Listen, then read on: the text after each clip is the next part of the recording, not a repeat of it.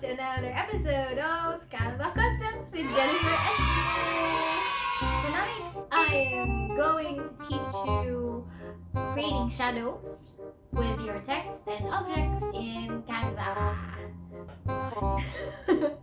And now, Canva has rolled out new features inside their applications and inside the web browser that we have. So you now have a lot of effects with your text, but I'm also going to show you how you can create shadows with your objects. It's a hack that I know, and I'm going to show you exactly how I do it. It's very simple and you can do it as well. Before we get started, please like and subscribe to my channel and also click that notification bell so you can be updated of my new videos. And also, you can visit my Facebook page in Canva Concepts with Jennifer Estil.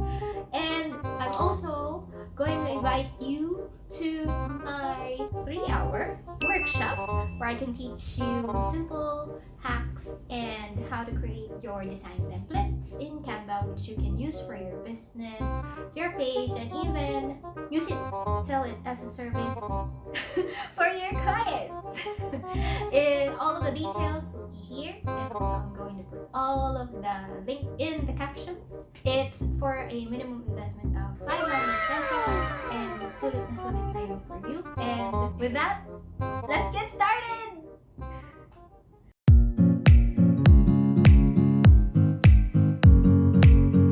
Okay, we'll start by first building our 3000 by 3000 pixel workboard and adding in a text inside. I already have my own fonts, so I'm just going to enlarge this and put it in the center, like so. Then click on the effects and you will see on this menu tab on the upper side that it has a lot of new features now for the text. And I'm just going to use the shadow and customize all of the features inside.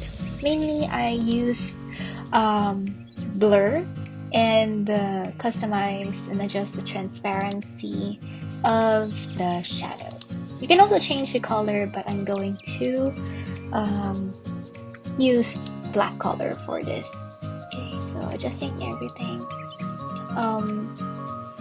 Okay, I think that's looking good now, and gonna increase more of the blur so that it will look more, well, a bit realistic for the text and the shadow, and then replacing the text itself with the word text shadows. Alright, that looks good for me. Enlarge it by, okay, and then putting the shadow, and I'm going to change the color to the blue color that I have. And yeah, we'll just change the colors of it. You can change the color of the shadow, either black or different colors. I'm going to use a cool tone gray instead. Alright, and that's for creating your text shadows using the new features of Canva. The next that I'm going to show you is creating shadows for your objects, whatever kind of object it is. Let me do a square first and show you how you can do that. So get a square shape, change it to the color you want, and now I'm supposed to get the other elements that we have. So let's copy, to get the shadow of the square, let's copy the square itself and change it into black, and then download it as a transparent object and upload it again on our Canva account. If you don't have the transparency feature, since this is only for Canva Pro, you can do so in other online resources, but it'll be faster if you just use the transparent feature of Canva Pro. Now, remember the black square on a transparent background that we have. Put it on the top of the square that we have right here. Okay, and then adjust the sides. And now what we're gonna do, the real magic is adjust the blur again. Usually it's about 15 to 20 points of blur, and then also adjust the transparency from 15 to 30 points for this. I'm just going to base it depending on what I want it to look like, and put it at the back of your square object that you want to have your shadows. And it is as easy as that. So again, I'm just adjusting it, and just adjust the blur or the transparency of that object to make it a shadow. And that's it for your objects. You can put it either on the right side or the left side or the bottom side to make a shadow effect of your object. That's for the square, and let me show you a different type of shadow effect. I'm going to choose a frame of a MacBook here, which is totally free inside Canva. I'm just gonna put a stock photo inside of it. Okay, choosing this palm tree. Yeah. So drag and drop. Easy as that.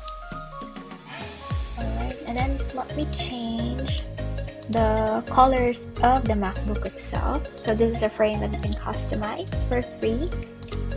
Okay. I'm gonna use the blue colors. And right after this, I'm going to show you how you can put shadows on this MacBook frame.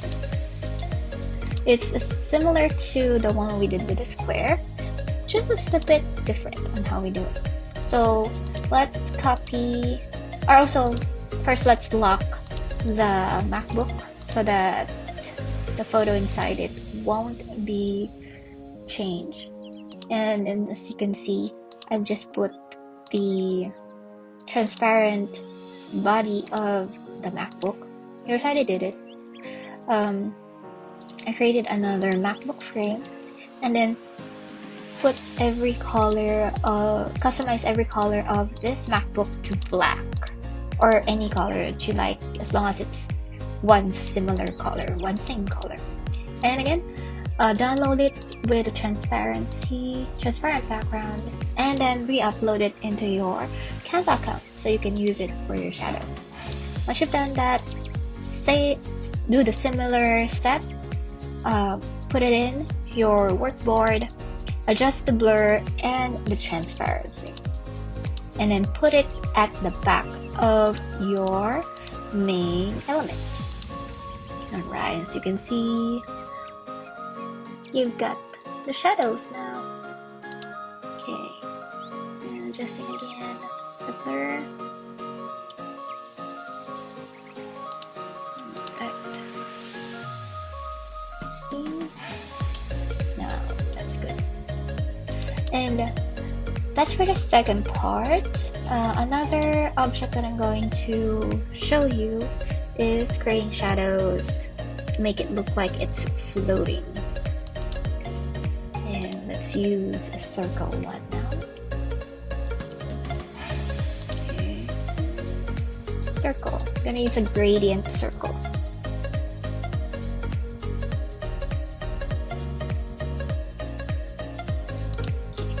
But first, let's just do the transparent object again that will make it into a shadow.